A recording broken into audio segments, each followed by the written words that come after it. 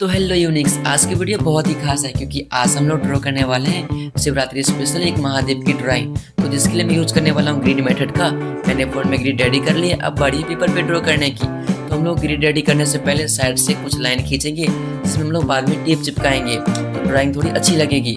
जैसे हम लोग लाइन खींच लेंगे उसके बाद हम 2-2 सेंटीमीटर छोड़ के डॉट्स डाल लेंगे। डॉट्स डालने के बाद हम उन्हीं डॉट्स को मिला के अपना ग्रिड रेडी कर लेंगे।